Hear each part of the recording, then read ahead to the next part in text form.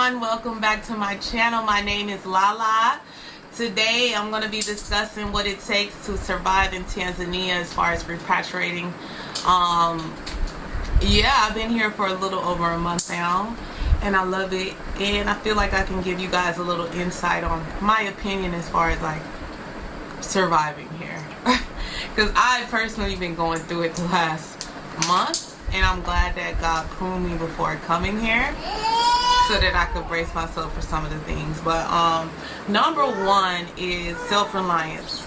If you do not have self-reliance, you won't survive here long. You know, like, it's not that type of system. You know, in America you can get food stamps, you know, and just live off the system. Here they don't have that type of system. They don't have a credit system. Everything is cash.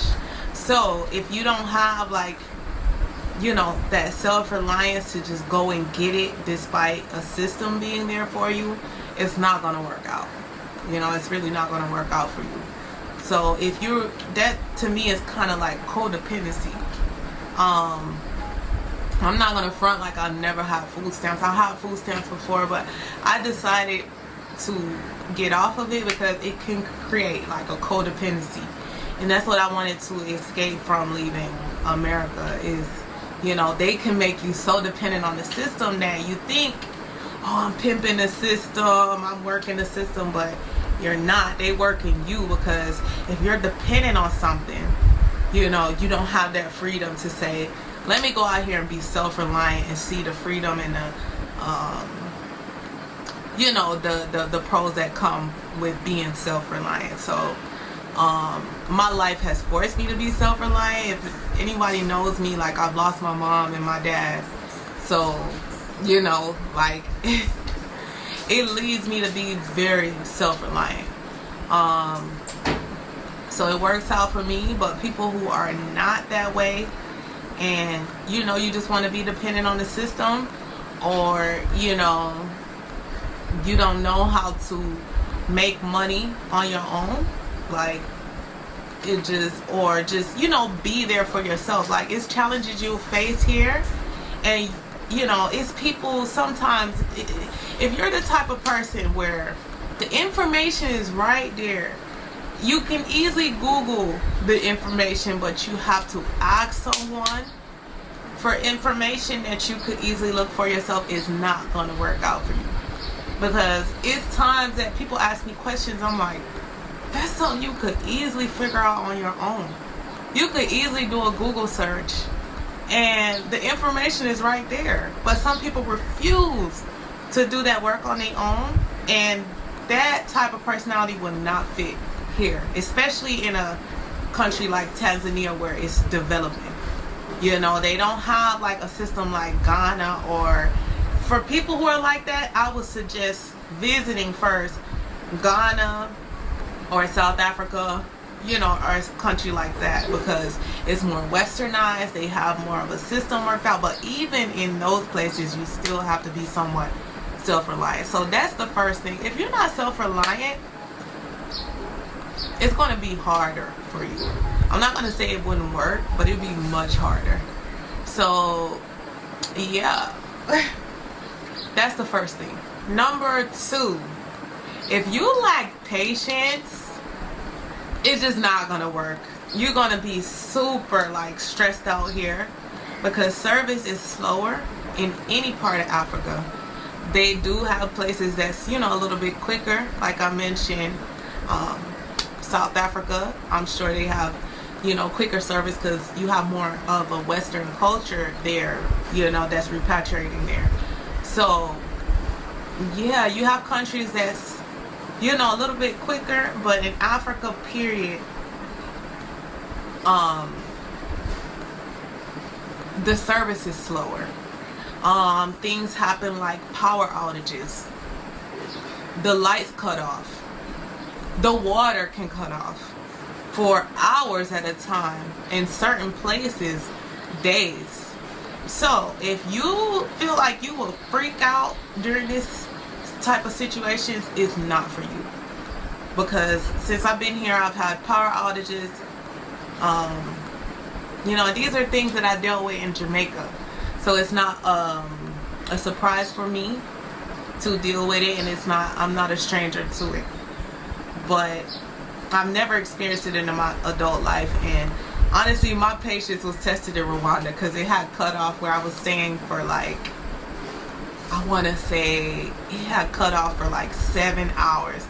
And eventually I just, you know, put myself in that mode where I'm like, what I can't control, I'm not going to stress about it. So I just went to sleep, because how I see it, it kind of gives you a chance to regroup and meditate, and we always stimulated in America. So to have that break, stimulation and surfing the Wi-Fi, like, I can appreciate the cons, the pros that come with the cons. So that's number 2. Number 3, if you're completely like westernized, and people don't understand what that means, but I believe a lot of people in America, black Americans, diaspora, everybody just has like a Stockholm syndrome.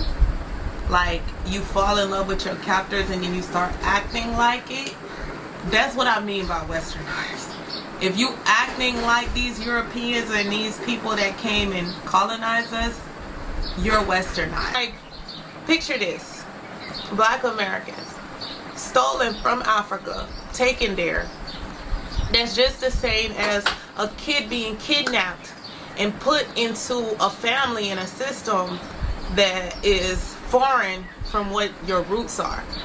And then when you get there, you see yourself as them, so you subconsciously start acting like them. Some people are brainwashed in that extent, but some people know they're African. You know, they know that what their true roots are. They know who they are. But some people have, it's a quote where you say, you know, something about, you know, you falling so far from the tree that you just forget your roots, you forget where you're from, you forget who you are, and then you just take on the characteristics of your captor. And that's what Stockholm syndrome is. You completely forget who you are. You know, and black people, we have a deep ancestral connection, deeper than any other race. Melanated people as a whole have a deeper ancestral connection, you know. So some people don't even know this. They don't even know that Africa is calling them to, if not live, visit and see what your soul needs. If you can't handle the things I just mentioned, you know, and you can't, you know, survive in a system that's not laid out for you, if you can't understand different cultures and respect them, you know, it's not gonna work, because you're just not gonna be able to respect the differences here, and it's gonna be a complete culture shock for you. So I suggest, if you feel like you are westernized, look at some videos. Look at the good and the bad to understand, you know, for you, if it's going to even work for you before traveling here. Because some people don't even look and research a place before visiting, and that's just crazy to me, because that's what the information age is for, because there's so many videos out there that can show you like what a place is all about. And here in Tanzania, it just won't work if you're more so westernized. If you're more westernized, like I mentioned, South Africa and Ghana and places like that, they have a system that kind of fosters that lifestyle. So there's different places in Africa that works for everyone. But Tanzania is in the east. Things are still progressing here as far as when it pertains to those things that you're used to having, like conveniences and things like that. For me, it works out. They have grocery delivery, not grocery delivery, but food delivery is super cheap, you know, but they don't have like sidewalks, and they don't have, it's like dirt sometimes. So I don't mind getting dirty, but for some people, if you take value in your clothes and stuff, what I mean by westernized, this won't work for you. But South Africa might, you know, and there's different places. I'm not familiar with all the countries. I'm just naming what in my opinion, will be good for you. Or Kenya. you know, there's different places that's more, you know, fosters to that Western lifestyle that you're used to having. So yeah, it's not gonna work here if you're like very, very westernized. And I'm even westernized in a way now because I've been living in the West, you know, a majority of my life. So I'm not even gonna lie, like, something is new to me. Like the sidewalks, I love to walk, but most of the side is no sidewalk. It's just dirt and sometimes pavement, but it's still sand, and you'll get dirty, you know. And I love to walk. So yeah, that's a shocker for me. But there's places here in Masaki that they do have pavement, but it's like I said, no sidewalk, and it's just like that's a change for me.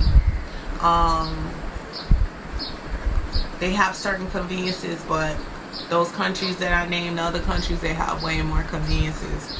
Number 4, if you lack financial literacy, I don't think it's going to work in any country, because if you come in here looking for a job, like I mentioned before, they don't have jobs. You can't work here. Here you have to get a 3-month visa to start out, and they don't have jobs. So if you come in here looking for a job and don't have any understanding on how to make passive income, it's not gonna work. Now Tanzania is very affordable, so you can come here with a good savings and it gets you so far, but you have to have some kind of financial literacy to maintain, you know, a few different sources of income, because things are cheap here, but then they start to add up, especially if you're used to those Western products like Ritz and Snickers. They charge an import fee on all those things. All the things you're accustomed to in the West, they have them here, but if you buy it, it's more expensive.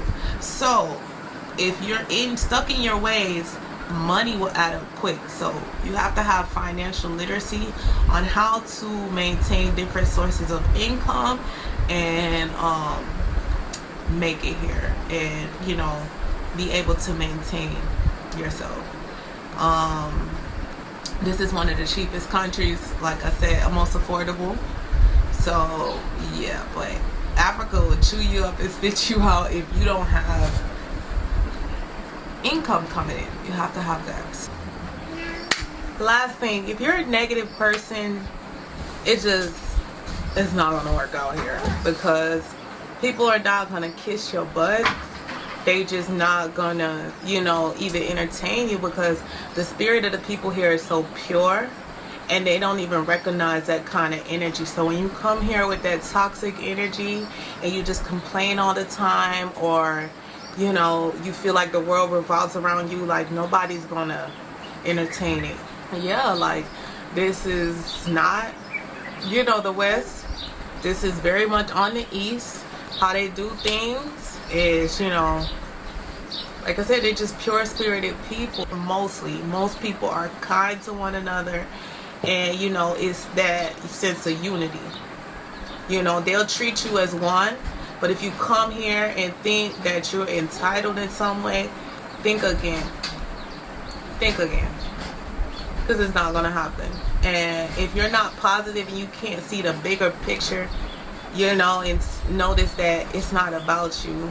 This system been working how it worked before you came along, and, you know, you can't just see the glass as half full, then this type of environment won't work for you. Maybe, you know, you can go to some of the other countries and explore. 'Cause I feel like there's different things for different people and where they are in their healing journey. But Tanzania is still progressing. And Tanzania is still progressing, so you cannot come here with an entitled attitude and think it's going to work, because it's not. But yeah, you guys, that's all I had to say on this topic. I'm actually going to do another video because I just want to get these videos out. But yeah, I hope you guys liked. If you like this topic, please leave a comment. If not, leave me some comments below and let me know what you want me to talk about. And we'll just ride this journey together. Also, what do y'all think about the name Pioneers? Should I call you guys Pioneers? Because I feel like you guys are walking this journey with me, and I'm a pioneer. So if you're gonna live vicariously through me, then I might as well call you guys the Pioneers. So let me know what you think. I'm gonna do a poll. Gar, you like that? Yeah, the Pioneers. So if you guys like this video, please like, share, and subscribe. And don't forget to leave a comment and let me know what you want me to talk about if this wasn't your favorite topic. Thank you for watching, and thank you for subscribing and liking. One love.